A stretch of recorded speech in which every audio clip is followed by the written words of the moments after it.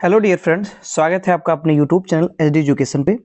आज हम बात करेंगे ईवीएस के बहुत ही महत्वपूर्ण प्रश्नों के बारे में, जो कि हर बार परीक्षाओं में बने हुए हैं, सीटेट की परीक्षा में बने हुए हैं।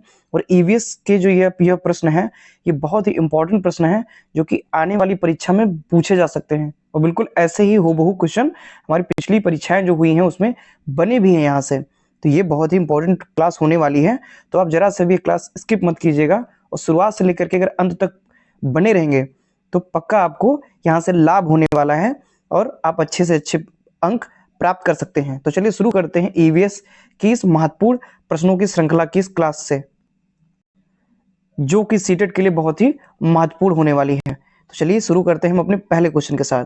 हमारा पहला क्वेश्चन है, मगरमच्छ मुख्य रूप से शिकारियों द्वारा मारे जाते हैं। यानी कि जो मगरमच्छ होते हैं वो मुख्य रूप से शिकारियों द्वारा क्यों मारे जाते हैं, यानी कि किसके लिए जो शिकारी होते हैं वो मगरमच्छ का शिकार करते हैं।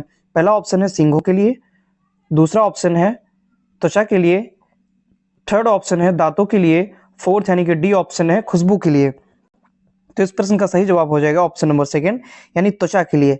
यानी कि जो शिकारी होते हैं वो मगरमच्छ का शिकार किस लिए करते हैं? त्वचा के लिए, स्किन के लिए। उनकी जो स्किन होती है, उनकी जो त्वचा होती है, इसके लिए जो शिकारी होते हैं वो मगरमच्छों का शिकार करते हैं।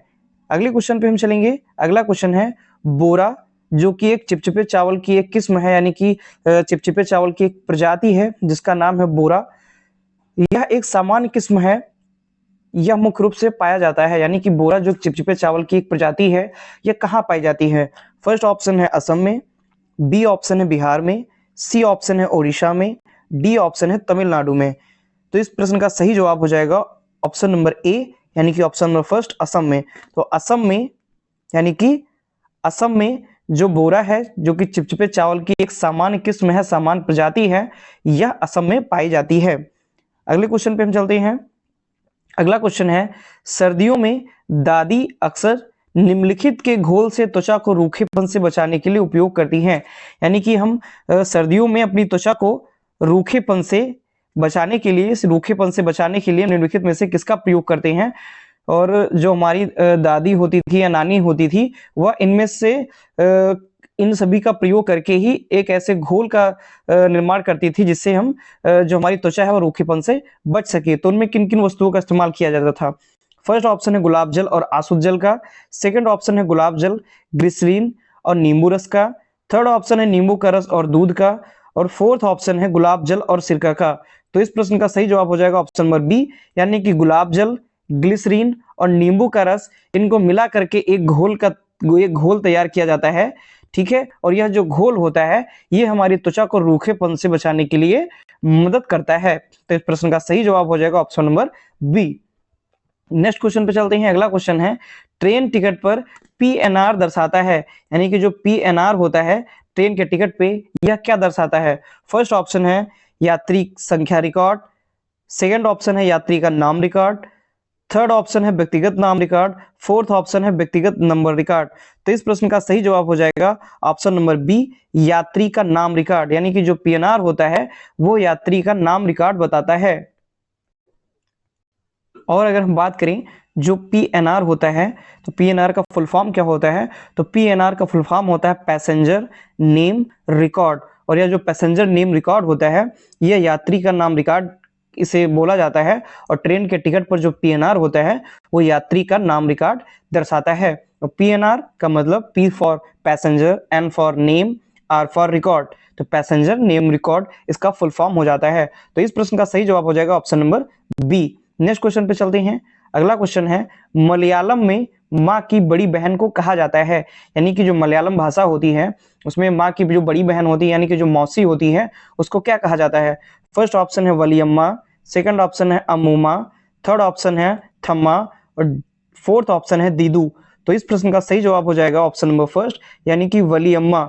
वलियम्मा जो होती है वो माँ की बड़ी बहन या बड़ी मौसी को कहा जाता है मलयालम भाषा में। तो इस प्रश्न का सही जवाब हो जाएगा option number A, Valiyamma. Next question पे हम चलेंगे। अगला क्वेश्चन है, निम्नलिखित में से कौन सा एक स्थान केरल में है? यानी कि इनमें से कौन सा एक स्थान है जो कि केरल में है? फर्स्ट है वलसाड, सेकेंड है कोझिकोड, थर्ड है इडुपी, फोर्थ है मालाखेड़ा। तो इस प्रश्न का सही जवाब हो जाएगा ऑप्शन नंबर बी, कोझिकोड। जो कोझिकोड है ये केरल में स्थित है, केरल में पाया जाने वाला एक स्थान है कोझिकोड। तो इस प्रश्न का सही जवाब हो जाएगा ऑप्शन नंबर बी। बात करते हैं उडुपी की, तो उडुपी जो स्थान है ये कर्नाटक में है, ठीक है। तो जो कोझिकोड है ये केरल में है और जो उडुपी है यह कर्नाटक में है। अब हम नेक्स्ट क्वेश्चन पे चलेंगे। अगला क्वेश्चन है, गांव का नाम वहां उगने वाले कई खेजड़ी पेड़ों के कारण पड़ा। मतलब एक गांव है जहां पर कई सारे खेजड़ी के पेड़ उगते हैं। इस गांव के लोग पौधों और पेड़ों और जानवरों की बहुत देखभाल करते हैं। भारत में यह गांव है, यानी कि यह ऐसा गांव है जहां पर खिजड़ी के पेड़ उगते हैं और इस गांव के जो लोग होते हैं वो पेड़ों और पौधों की तथा जानवरों की बहुत अधिक देखभाल करते हैं। तो भारत में यह गांव किस राज्य में स्थित होगा? फर्स्ट ऑप्शन है उत्तरांचल, सेकंड ऑप्शन है उत्तर प्रदेश, थर्ड ऑप्शन है राजस्थान, फोर्थ ऑप्शन है महाराष्ट्र। तो इस प्रश्न का सही जवाब हो जाएगा ऑप्शन नंबर सी, राजस्थान। यानी कि जो राजस्थान है इस राज्य में जो गांव होते हैं वहां पर खिजड़ी पेड़ों की अधिकता देखने को मिलती है और यहाँ के लोग पेड़ पौधों तथा जानवरों की बहुत अधिक देखभाल करते हैं। तो इस प्रश्न का सही जवाब हो जाएगा ऑप्शन नंबर सी, राजस्थान। ये बहुत ही मोस्ट इंपॉर्टेंट क्वेश्चन है, आप इसको मोस्ट इंपॉर्टेंट लगा लीजिएगा और यह प्रश्न बिल्कुल देखने को मिल सकता है। समझ लीजिए कि जो ईवीएस का पेपर होगा उसमें बिल्कुल ऐसे ही इतने ही लॉन्ग क्वेश्चन बनते हैं। तो ये क्वेश्चन आने की पूरी संभावना है, तो बहुत ध्यान से आप इसको देखिएगा, बहुत ध्यान से इसको सॉल्व कीजिएगा। अब हम नेक्स्ट क्वेश्चन पे चलेंगे। अगला क्वेश्चन है, पौधे का वह भाग जो दांत दर्द के उपचार के लिए उपयोग किया जाता है, यानी कि ऐसा कौन सा पौधा है का भाग है जो कि दांत के उपचार के लिए, दांत दर्द के उपचार के लिए उपयोग किया जाता है? फर्स्ट ऑप्शन है सौंफ, सेकंड ऑप्शन है लौंग, थर्ड ऑप्शन है मेथी, फोर्थ ऑप्शन है अफीम के बीज। तो इस प्रश्न का सही जवाब हो जाएगा ऑप्शन नंबर बी, लौंग। यानी जो लौंग होती है यह दांत दर्द के उपचार में उपयोगी होती है। तो इस प्रश्न का सही जवाब हो जाएगा option number B. Next question पे चलेंगे। नेक्स्ट क्वेश्चन है, जो बच्चे बोल और सुन नहीं सकते वे सीखते हैं। मतलब ऐसे बच्चे जो बोल भी नहीं सकते हैं और सुन भी नहीं सकते हैं उनको हम किस प्रकार सिखाएंगे, उनको हम किस प्रकार समझाएंगे? तो फर्स्ट ऑप्शन है सांकेतिक भाषा के माध्यम से, सेकंड ऑप्शन है मातृभाषा के माध्यम से, थर्ड ऑप्शन है स्थानीय भाषा के माध्यम से, फोर्थ ऑप्शन है ब्रेल के माध्यम से। तो इस प्रश्न का सही जवाब हो जाएगा सांकेतिक भाषा के माध्यम से। यानी कि जो ऐसे बच्चे जो ना तो बोल सकते हैं और ना ही सुन सकते हैं उनको हम सांकेतिक भाषा के माध्यम से सिखाएंगे। सांकेतिक भाषा का प्रयोग करके ही उनको हम अच्छे तरीके से सिखा सकते हैं। तो इस प्रश्न का सही जवाब हो जाएगा ऑप्शन नंबर ए। नेक्स्ट क्वेश्चन पे चलेंगे। अगला क्वेश्चन है, प्राथमिक स्तर पर पर्यावरण अध्ययन के संबंध में निम्नलिखित में से कौन सा कथन सत्य है? यानी कि प्राथमिक स्तर, यानी कि हम बात करते हैं कक्षा फर्स्ट से 5 तक की, तो प्राथमिक स्तर पर जो पर्यावरण अध्ययन होता है उसमें निम्नलिखित में से कौन सा कथन सत्य है? फर्स्ट ऑप्शन है कक्षा 3 से 5 तक पर्यावरण अध्ययन यानी कि जो ईवीएस होता है, पर्यावरण अध्ययन ईवीएस एक विषय के रूप में विज्ञान, सामाजिक विज्ञान और पर्यावरण शिक्षा की अवधारणाओं और मुद्दों को एकीकृत करता है। सेकंड ऑप्शन है यह विषय कक्षा 1 और 2 में है और इससे संबंधित मुद्दों और चिंताओं को भाषा और गणित के माध्यम से दिया जाता है। थर्ड ऑप्शन है ईवीएस पाठ्य पुस्तकों में प्रयुक्त भाषा और औपचारिक है। फोर्थ ऑप्शन है यह एकल विषय दृष्टिकोण पर आधारित है। यानी कि कहने का मतलब है जो प्राथमिक स्तर होता है उसमें पर्यावरण अध्ययन का जो हम अध्ययन करते हैं, पर्यावरण की जो पुस्तक होती है उसका जो हम अध्ययन करते हैं, तो उसमें निम्नलिखित में से कौन सा कथन सत्य है? तो इस प्रश्न का सही जवाब हो जाएगा ऑप्शन नंबर फर्स्ट। यानी कि हम प्राथमिक स्तर पर हम कक्षा 3 से लेकर के कक्षा 5 तक पर्यावरण विषय का अध्ययन विज्ञान और सामाजिक विज्ञान तथा पर्यावरण शिक्षा की अवधारणाओं को और मुद्दों को एकीकृत करके हम करते हैं। तो इस प्रश्न का सही जवाब हो जाएगा ऑप्शन नंबर फर्स्ट। ये मोस्ट इंपॉर्टेंट है, ये कई बार परीक्षा में पूछा गया है और आगे भी पूछे जाने की पूरी संभावना है। नेक्स्ट क्वेश्चन पे चलते हैं। अगला क्वेश्चन है, विश्व वन्यजीव कोष द्वारा प्रतीक के रूप में किस पशु को लिया गया है? यानी कि जो विश्व वन्य कोष है, ठीक, एक संगठन है, एक ऑर्गेनाइजेशन है विश्व वन्यजीव कोष, इसके द्वारा प्रतीक के रूप में किस पशु को लिया गया है? फर्स्ट ऑप्शन है भालू, सेकंड ऑप्शन है जिराफ, थर्ड ऑप्शन है हाथी और फोर्थ ऑप्शन है पांडा। तो इस प्रश्न का सही जवाब हो जाएगा ऑप्शन नंबर फोर्थ, पांडा। यानी पांडा को विश्व वन्यजीव कोष द्वारा प्रतीक के रूप में शामिल किया गया है, यानी प्रतीक के रूप में इसको माना गया है। नेक्स्ट क्वेश्चन पे चलते हैं। भारत का कौन सा राज्य टाइगर राज्य के रूप में जाना जाता है?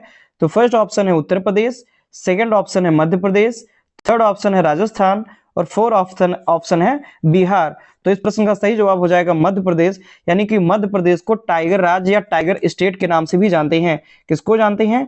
मध्य प्रदेश को। मध्य प्रदेश को टाइगर स्टेट के नाम से भी जानते हैं, क्योंकि यहाँ पर अन्य राज्यों की अपेक्षा टाइगर्स जो है वो अधिक पाए जाते हैं, इसीलिए इसको टाइगर स्टेट या टाइगर राज्य के नाम से भी जाना जाता है। अब हम बात करेंगे अगले क्वेश्चन की। नेक्स्ट क्वेश्चन है, विश्व वन्यजीव संरक्षण कोष कहां पर स्थित है? यानी कि जो विश्व वन्यजीव संरक्षण कोष है ये कहां पर स्थित है? तो फर्स्ट ऑप्शन है न्यूयॉर्क, सेकंड ऑप्शन है स्विट्जरलैंड, थर्ड ऑप्शन है न्यू दिल्ली, फोर्थ ऑप्शन है नैरोबी। तो इस प्रश्न का सही जवाब हो जाएगा ऑप्शन नंबर सेकंड, स्विट्जरलैंड। यानी कि जो विश्व वन्यजीव संरक्षण कोष है यह स्विट्जरलैंड में स्थित है। हम बात करेंगे अगले क्वेश्चन की। नेक्स्ट क्वेश्चन है हमारा, सबसे प्राचीन काल से उगाया जाने वाला फल वृक्ष कौन सा है? यानी ऐसा कौन सा फल वृक्ष है जो बहुत ही प्राचीन काल से उगाया जाता है, बहुत ही पुराना है? तो फर्स्ट ऑप्शन है किशमिश, सेकंड ऑप्शन है खजूर, थर्ड ऑप्शन है पपीता और फोर्थ ऑप्शन है इनमें से कोई नहीं। तो इस प्रश्न का सही जवाब हो जाएगा ऑप्शन नंबर 2, यानी ऑप्शन नंबर सेकंड खजूर। जो खजूर है यह सबसे प्राचीन काल से उगाए जाने वाला फल वृक्ष है। नेक्स्ट क्वेश्चन की हम बात करते हैं। अगला क्वेश्चन है, मानव द्वारा निर्मित उपग्रह कहाँ स्थापित होते हैं? यानी कि जो उपग्रह मानव द्वारा निर्मित किए जाते हैं, जिनको हम सैटेलाइट बोलते हैं, जिनको हम बोलते हैं सैटेलाइट, ये सैटेलाइट जो होते हैं वो कहां पर स्थापित किए जाते हैं? फर्स्ट ऑप्शन है अंतः वायुमंडल में, सेकंड ऑप्शन है बाह्य वायुमंडल में, थर्ड ऑप्शन है क्षोभ मंडल में और फोर्थ ऑप्शन है समताप मंडल में। तो इस प्रश्न का सही जवाब हो जाएगा बाह्य मंडल, यानी कि ऑप्शन नंबर सेकंड। तो जो बाह्य मंडल होता है, बाह्य वायुमंडल होता है, वहां पर हम सैटेलाइट या मानव द्वारा निर्मित जो उपग्रह होते हैं उनको स्थापित करते हैं।